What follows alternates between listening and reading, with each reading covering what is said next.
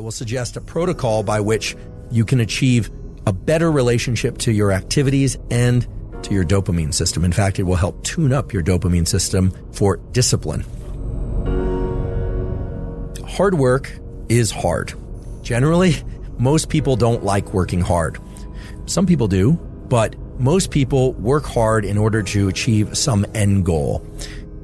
However, because of the way that dopamine relates to our perception of time, working hard at something for sake of a reward that comes afterward can make the hard work much more challenging and make us much less likely to lean into hard work in the future.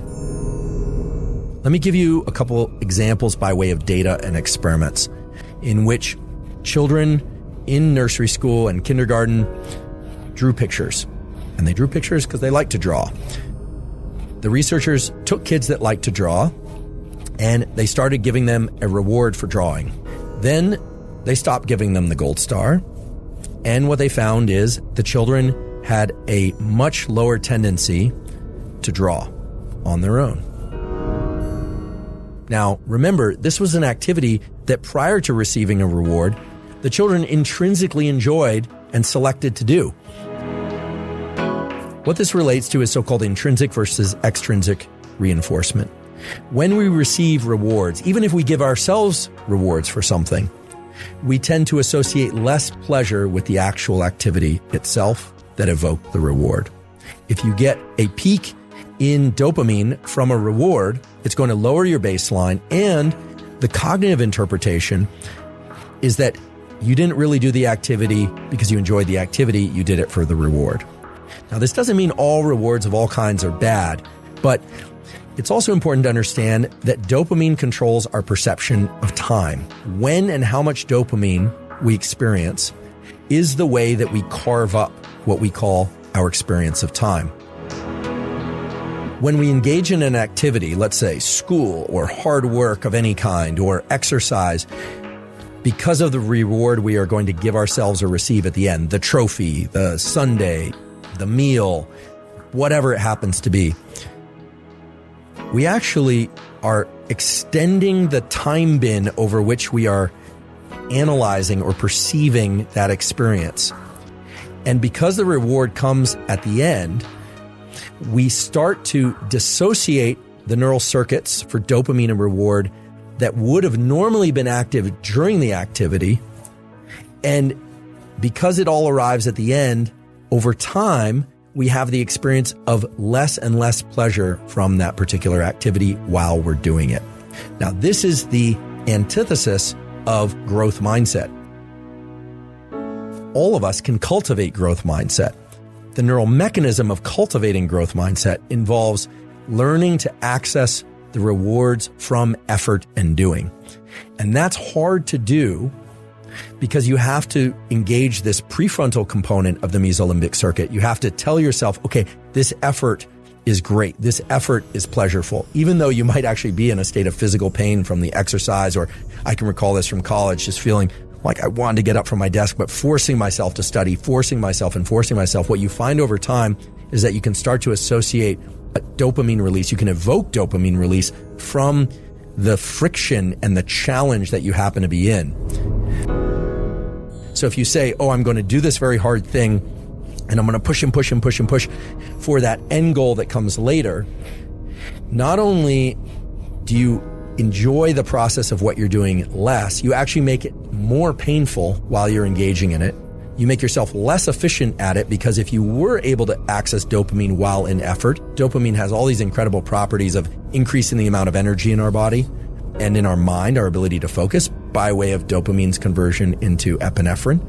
But also, you are undermining your ability to lean back into that activity the next time. The next time you need twice as much coffee and 3 times as much loud music and 4 times as much energy drink and the social connection just to get out the door in order to do the run or to study.